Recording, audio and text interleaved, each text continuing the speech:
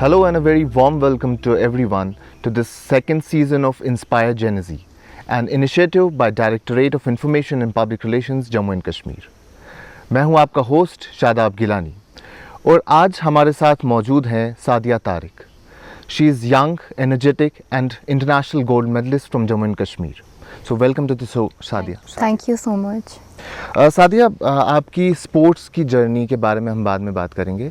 उससे पहले आप अपने बारे में कुछ बताएं. आप कहाँ पढ़ते हैं या अभी फोकस किस चीज़ पे है आपका अपार्ट फ्रॉम स्पोर्ट्स? पहले मैं अपना इंट्रोडक्शन देती हूँ.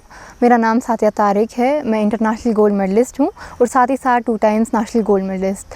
तो मैं 11th स्टैंडर्ड में हूँ और अमीरा कदल में पढ़ती हूँ. मैं श्रीनगर से ही बिलोंग करती हूँ, बेमेना. तो जो मेरी स्पोर्ट्स की जर्नी है, जैसे कि आपने बोला, मैं वो बाद में बोलूँगी. पहले मैं अपनी हॉबीज़ के बारे में भी थोड़ा बता देती हूँ. जो मेरी हॉबीज़ है वो पेंटिंग वगैरह, स्केचिंग वगैरह है. I do calligraphy. तो मतलब ये सब चीज़ें जो है मुझे बहुत ज़्यादा पसंद है अपार्ट फ्रॉम स्पोर्ट्स. तो स्पोर्ट्स आपका सबसे इम्पॉर्टेंट फैक्टर है जिसने आपको ज़िंदगी में काफ़ी तरक्की दी है अभी इस बहुत छोटी उम्र में.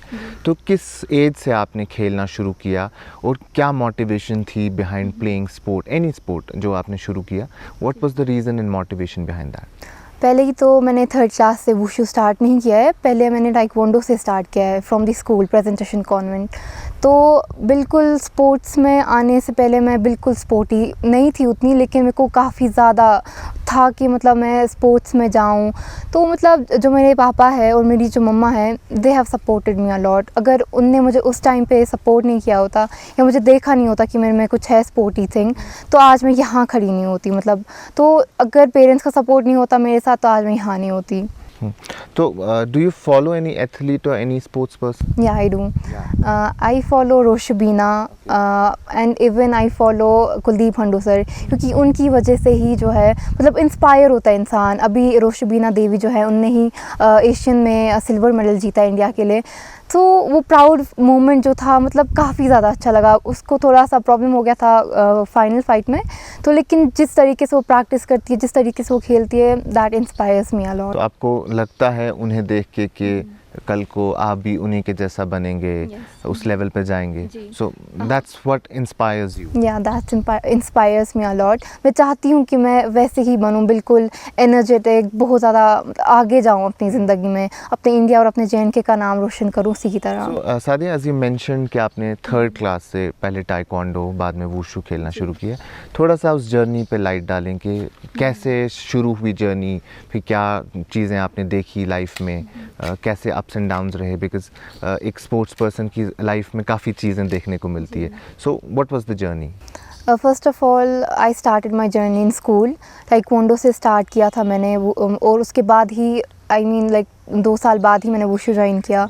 तो मतलब जो टाइक्वांडो था, बिकॉज ऑफ सम रीज़न मेरे को छोड़ना पड़ा. तो उसके बाद कुलदीप हंडू सर है, उनने मेरे को एक बारी प्रैक्टिस करते हुए देखा था. इवन उन्होंने मेरे पापा से भी बात की थी कि एक बार इसे नेशनल्स में भेजते हैं, क्या पता ये गोल्ड जीतेगी. तो उस चीज़ में मैं थी कि हाँ, क्यों नहीं मैं इस स्पोर्ट में भी ट्राई करूं. तो लेकिन जब मैंने ट्राई किया, फर्स्ट ईयर जो था मेरा ब्रॉन्ज़ था पहले ही साल. तो उसके बाद ही जो हमारे कोचेस है, रमी सर है, एजाज सर, इरफान सर और मकसूद सर, उनकी वजह से जो उन्होंने मुझे प्रैक्टिस दी उस टाइम, उसके अगले साल ही जो हरियाणा में नेशनल हुआ, उसमें मेरा गोल्ड था. तो वहाँ पे जो मेरे कोचेस थे, क्योंकि उस टाइम तक किसी ने ऐसे गोल्ड नहीं जीता था नेशनल्स में. सिल्वर जीता था, ब्रॉन्ज जीता, लेकिन किसी ने जूनियर में गोल्ड नहीं जीता था. तो जो मेरे कोचेस है, कुलदीप हंडू सर है, लाइक जो रमी सर है, उन्हें रोया, कहा कि मतलब बहुत ज़्यादा प्राउड की बात है कि कोई नेशनल में गोल्ड जीता है. उसके ही अगले साल बाद हमारा पंजाब में हुआ था नेशनल्स, जो कि मैंने 48 वेट कैटेगरी में खेला था. तो वहाँ भी मेरा गोल्ड था. तो उसके जो तीसरा साल था, उसमें मेरा सिल्वर रह गया. तो उस एक चीज़ की वजह से, क्योंकि कोविड हो गया था, तो उस एक चीज़ की वजह से मैं थोड़ा पीछे रह गई. फिर उसके बाद ही इसी जो मैंने गोल्ड जीते थे 2, उसी के बिहाफ पे मेरे को मॉस्को भेजा था. तो मॉस्को में मैं बिल्कुल नर्वस थी, क्योंकि मुझे नहीं पता थी कि मैं क्या करूँ, इंडिया का नाम रोशन कर पाऊँगी कि नहीं, क्योंकि ऐसे पहली कोई लड़की थी मतलब जो कि मॉस्को जाएगी. तो बिल्कुल नर्वसनेस थी. ऊपर से सबसे बड़ी बात ये थी, वहाँ पे वॉर चल रहा था. तो मतलब अंदर से डर था कि पता नहीं वापस आ भी पाऊँगी कि नहीं. तो माशाल्लाह जब मैं वहाँ गई तो बिल्कुल टेम्परेचर जहाँ वैसे था, मतलब बिल्कुल कश्मीर जैसा था। तो मेरे को लगा था थोड़ा अच्छा होगा कश्मीर से, क्योंकि ठंड बहुत ज़्यादा थी। वहाँ पे भी इतनी ज़्यादा ठंड थी, जैकेट्स वगैरह थे लगाने। तो जब फ़ाइट का दिन था, पहले ही मेरा 48.5 ग्राम ज़्यादा आ रहा था। तो मेरे को लगा शायद मैं डिस्क्वालीफाई होगी, और इंटरनेशनल लेवल पे तो बिल्कुल ही ऐसे ग्राम्स पे ही मैटर होता है। तो पहले वो वेट उतारना पड़ा 500 ग्राम। तो जब तक वेट बराबर नहीं आया 48.00, तो तब तक मेरे को खेलने नहीं दिया। वेट क्वालिफाई के बाद उसके अगले दिन ही पहले रिकवरी लेनी पड़ी बॉडी में, बिल्कुल वाटर लेवल कम हो गया था। तो इलेक्ट्रॉल वगैरह लेकर उसके बाद ही अगले दिन ही मेरी फ़ाइट थी। पहले मेरे साथ कज़ाकिस्तान के साथ फ़ाइट थी। तो कज़ाकिस्तान काफ़ी अच्छा खेलता है, जो उसकी लड़कियाँ है काफ़ी पावरफुल है। तो मतलब जब मैंने उनके साथ खेला, माशाल्लाह मैं पहली फ़ाइट जीत गई। और जब उसके अगले दिन मैं घर आई तो बिल्कुल ऐसे नहीं था कि फ़ोन कॉल हो सके स्टेडियम में।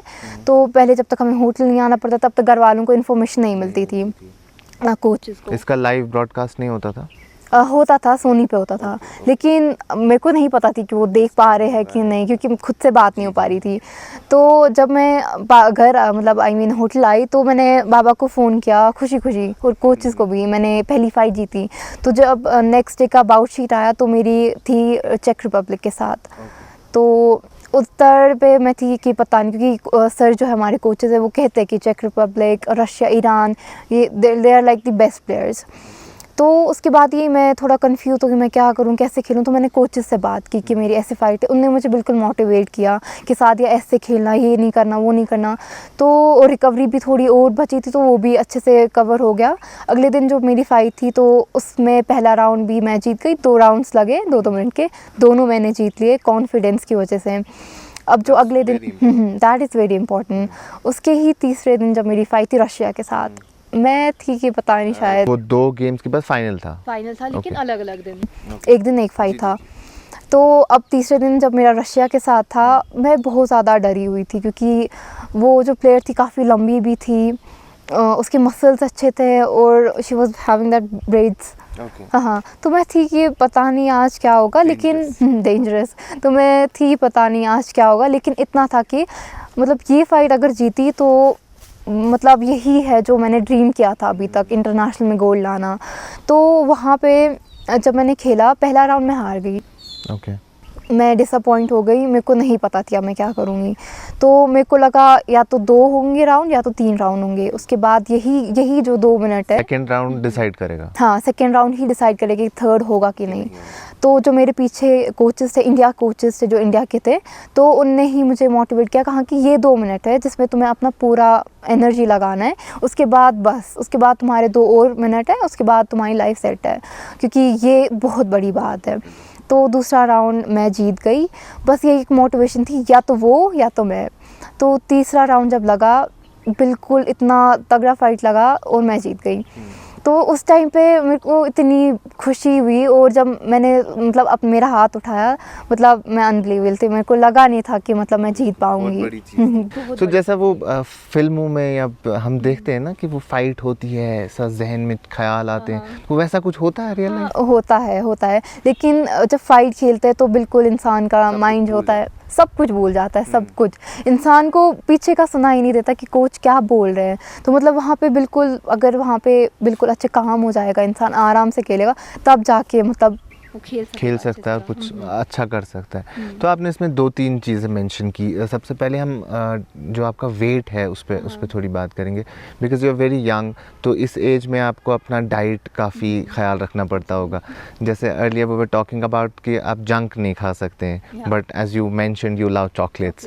सो हाउ इज़ दिस, कि कैसे मेंटेन करते हैं आप कि इस उम्र में नहीं खाएंगे तो कब खाएंगे? या दैट इज़ ट्रू। मतलब मैं जिम वगैरह करती हूँ, मेरा ऐसा होता है कि एक चीट डे होगा, लेकिन जब मेरे एग्ज़ाम्स होते हैं मैं चिप्स वगैरह खा लेती हूँ, क्योंकि बिल्कुल, हाँ बिल्कुल, भाई को बोल देती हूँ। आप पापा सुन लेंगे लेकिन ये वाली बात? वो शाम को बोलेंगे कि क्यों खाया and all that, but still I am like मैं खा लूँगी। बिकॉज जैसे आपने यू मेंशन कि इवन 1 ग्राम या 2 ग्राम की प्रॉब्लम हो जाती है, और आप इतने बड़े टूर्नामेंट में गए, फिर वहाँ जाके few grams can just destroy your career, so वो मेंटेन करना बहुत इम्पोर्टेंट। बहुत ज़्यादा। इवन नेशनल्स में अगर 48 से, या मेरा भी 52 करंटली खेल रही हूँ वेट कैटेगरी में, पिछले नेशनल में ही मेरा 52.9 कुछ आ रहा था, अराउंड 53। तो मेरे को 1 किलो उतारना था और उसी एक दिन में ही उतारना था। उस एक दिन में मैंने कैसे वेट उतारा है, मैंने रनिंग की है उस धूप में। एक दिन में 1 kg? 1 kg मैंने इवन जब मैं सब जूनियर थी मेरे को 3 kgs आ रहे थे, मैंने एक दिन में 3 किलो उतार दिए। कैसे? मतलब it's very difficult. It is very difficult, क्योंकि मतलब हम FBT लगाते हैं, थोड़ा वो मतलब उसमें बिल्कुल एयर अंदर नहीं जाता है, तो उसमें बिल्कुल रनिंग वगैरह करना पड़ता है। मतलब उसमें ऐसा रहता है कि मतलब बहुत पसीना आता है, तो लेकिन उसमें ये भी सबसे बड़ी प्रॉब्लम है कि वाटर लेवल बहुत ज़्यादा कम हो जाती है, वीकनेस आ जाती तो है। उसके बाद कैसे फाइट कर पाती है आपकी body if you are that week?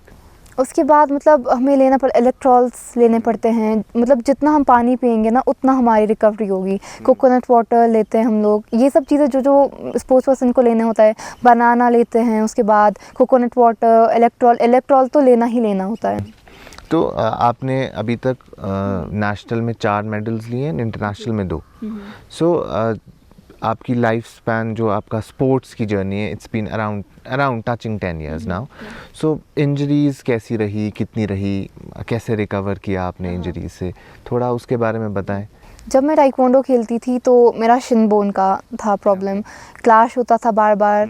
तो उसके बाद ही जब वुशु ज्वाइन किया तो फिर से इसी टांग में क्लैश होने लगे, और रिसेंटली मेरे बैक में मतलब थोड़ा सा वो क्लॉट हो गया था, ब्लड क्लॉट हो गया था। तो वो सबसे बड़ी प्रॉब्लम थी मेरे लिए, क्योंकि इवेंट पे ही हुआ था, मैं डेमोन्स्ट्रेशन दे रही थी और मेरे को एक लड़की ने लिफ्ट अप किया तो मेरी गर्दन टेढ़ी हो गई और स्पाइन में लग गई। तो और उसके बाद ही मतलब उससे कुछ टाइम पहले ही मेरा जो एल्बो है वो भी निकल के आ गया था। तो मतलब उस टाइम पे मैंने अपने मतलब बाबा को चाहा कि मैं नहीं उन्हें बोलूं, क्योंकि उनको भी मतलब तकलीफ़ होगी कि ऐसे हुआ मेरे साथ। तो लेकिन मम्मा इज़ ऑलवेज़ लाइक कि सादिया कितना खिलोगी, लगेगी, मतलब माँ ही है, माँ तो नहीं समझ पाएगी। लेकिन जो मेरे पापा है कहते मम्मा को नहीं बोलना, अब ऐसे लगी, वो बहुत परेशान होगी। तो मतलब मैं कहती हूँ कि मैं अपने पापा से ही ज़्यादा शेयर करती हूँ, कि मम्मा थोड़ा सा वो फिर रोती हैं, पैनिक हो जाती हैं, और मुझे वो अच्छा नहीं लगता है। तो रिकवरी में टाइम लगता है बहुत ज़्यादा। ऊपर से कश्मीर में ऐसा टेम्परेचर रहता है कि ठंड होती है, तो उसकी वजह से काफ़ी ज़्यादा प्रॉब्लम होती है। सो अभी आपको बहुत सारे हमारे यंगस्टर्स सुन रहे होंगे, देख रहे होंगे, जिसमें ख़ास तौर पे लड़कियां भी होंगी। तो एज अ गर्ल आपने काफ़ी हार्डशिप्स भी फेस की होंगी अपने इस जर्नी के टाइम पे। तो कुछ आप अपने हार्डशिप्स के बारे में बता सकते हैं, जिससे शायद वो लड़कियां भी, वो यंगस्टर्स भी थोड़े मोटिवेट हो जाएं। पहले ही तो मैं जब मैंने वुशु टाइक्वांडो स्टार्ट किया था, पहले ही बिल्कुल ऐसे नहीं था कि मैं पहले ही हवा में आ गई, पहले ही मैंने गोल्ड जीत लिया एंड ऑल दैट। मतलब जब तक स्ट्रगल नहीं देखा मैंने तब तक मैं आगे नहीं बढ़ी। जब आर्टिकल का टाइम था तब सबसे ज़्यादा प्रॉब्लम हुई मेरे साथ, क्योंकि उस टाइम पापा को ऑफिस में बहुत सारा काम होता था, वो मुझे नहीं ले सकते थे और स्कूल तो बंद ही थे, तो खुद ही आना जाना होता था, तो लोकल आना पड़ता था, तो काफ़ी कुछ देखना पड़ता था। और एज अ लड़की तो डिज़ास्टर ही है। तो फिर नेबर्स वगैरह भी बोलते थे कि अभी मत लड़की को भेजो, हालात ख़राब है, क्या पता वापस आएगी भी नहीं। तो मेरी मम्मा थी, अगर हमने इसको मतलब इस टाइम पे सपोर्ट नहीं किया तो क्या पता है आगे नहीं जा पाएगी, अगर अभी इसको हम मोटिवेट नहीं करेंगे आगे नहीं जाएगी। सबसे बड़ा जो है मेरे पापा हमेशा मोटिवेट करते। अगर मैं हारती भी हूँ ना, पिछले नेशनल्स में मेरे को जब मैं सिल्वर की फाइट हार गई थी, उन्होंने मेरे को बस इतना बोला कि अब एंजॉय करो, कोई बात नहीं है, तुम और प्रैक्टिस करोगी, क्या पता अगले साल तुम्हारा गोल्ड होगा। तो मतलब कभी भी उन्होंने मुझे ये नहीं बोला कि तुम हार गई तो तुम्हें क्या हो गया। तो हमेशा वो मुझे काम करते हैं, रोती भी हूँ तो इसी टाइम फेज़ के बाद कोविड-19 ब्रेकग्राउंड हो गया, तो वो 5-6 महीने तो सब लॉकडाउन में थे, बंद थे। तो वो आप प्रैक्टिस नहीं कर पा रहे थे, कोच से नहीं मिल पा रहे थे, तो वो टाइम आपने कैसे गुजारा अपना, कैसे प्रैक्टिस की? उस टाइम तो बिल्कुल पहले हमारे ऑनलाइन क्लासेस, सबसे पहले हमारी ही ऑनलाइन क्लासेस स्टार्ट हुई थी वुशु की। तो हम उस पे ही कमरे में बैठ के ही स्ट्रेचिंग वगैरह, पंचिंग सेट लगाते थे। लेकिन वो एक चीज़ था कि जो ग्राउंड में होता है वो घर में नहीं हो सकता है, बिल्कुल भी नहीं, और एक कमरे में बंद। तो उस टाइम पे मैं सोचती थी बिल्कुल कि छोड़ो, क्या पता अब शायद आगे नहीं हो पाएगा।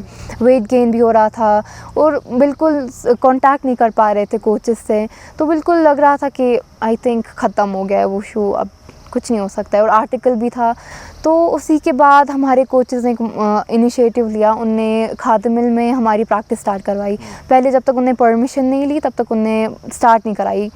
तो बिल्कुल हम लोग ऐसे ही बड़ा ग्राउंड था तो रनिंग वगैरह करते थे और बिल्कुल कांटेक्ट में नहीं होते थे हम लोग। हम जो भी करते थे प्रिकॉशंस साथ ही साथ थे। तो तब हमारा ऐसा शेड्यूल था, अराउंड लाइक 6 to 9 हमारा प्रैक्टिस होता था।